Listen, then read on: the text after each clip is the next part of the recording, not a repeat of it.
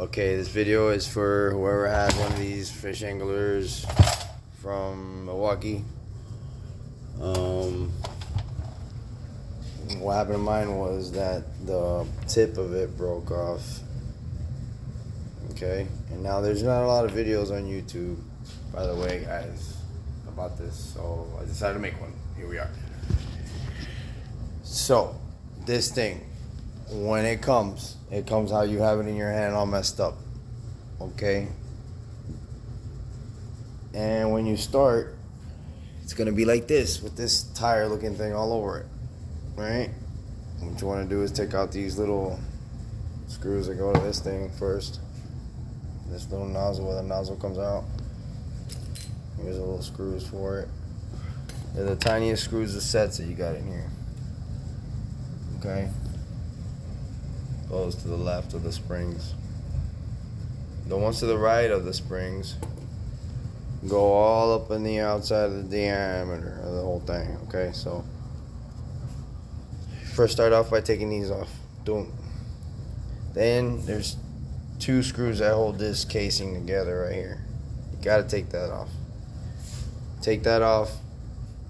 As soon as you do that, this will be laying in here like this. Okay? But this will also have this ring in here. See that ring right there? And it'll fit right in that bed, right in that lip. Okay? So this whole casing's in here like this. Sorry, I'm doing this one hand, so it's kind of... When it's laying in here, take the springs off, or take the steel rings off. For some reason, people think there's springs in here. There's no springs at all. Two steel rings, no springs. You take that off, put this to the side. You're left with this gadget in the middle. Okay, that's of course after you take off all the screws from the inside. So there's 8 on the outside, 4 on the inside. This is what this is here. This little buddy, where the rod goes, or where the end of the fish tape went, it's being held up by these two. Look like this is the only springs. You're talking about the springs popping out. Those are the only two springs that are gonna pop, and they don't pop out. They don't do anything. They're not in the tension or anything like that. But they're right in here, and this sits in here. This sits in here into these little, into those little slots in there, and he kind of just goes in there. Okay. If this happens to you, where you end up breaking this, there is no way around this, guys. You have to take this thing apart. For the reason being, is that when you put the new one in, you make your new head, you go to work. Like right now, mine's in a pipe at work, so I have to leave it in the pipe. As soon as I get to work, the first thing I'm gonna do is grab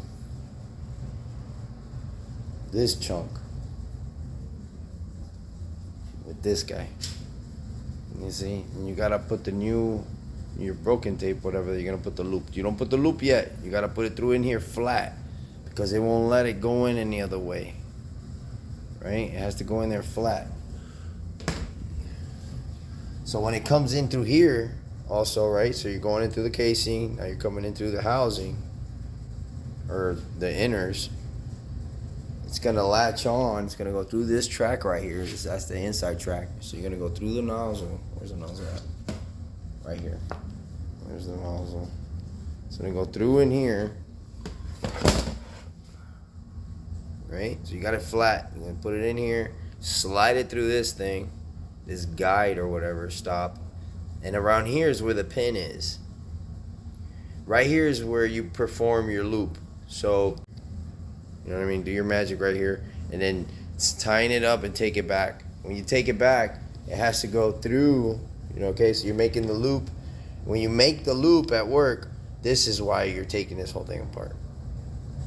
And FYI, there's a screw in here. Look at that sucker in there. You see him? I couldn't believe it. The only way I found them was because I put some white grease in there to try for the springs, and then the grease went into the concaves of the screws, and I was like, oh, that looks like a screw head. And sure enough, it was. And it was one of these tiny little screws too. That's what holds on to the back of this. You see? So you only got to take one off because that's all you need to put in the loop. So once you get your new loop done at work through there, right? Because it needs to go in flat through there, needs to come in through here, and when it gets to this point, you make your loop, and then you slide your loop through here, your new loop, you put it in through here, boom, and you put all this back together. Put all this back together, put your little spring in the bottom. See, there's the screw for it right there. Very tiny. Put all this back together like nothing happened. There's 8 on the outside, 4 on the inside. There's 12 on each side, so that's 24. 24 plus these little tiny ones. You got like 5, 6, 7 tiny ones.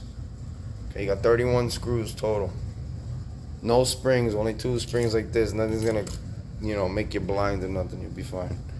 But besides that, I decided to make this video because there is no video on the internet at all of what is inside this thing. That's where the damn thing just sits, just like that. This, wakata. That's it. It just sits just like in there, minus with the springs on the inside. But yeah, I get the point. All right, so let me go back. Let me set this up for work tomorrow. All right, guys.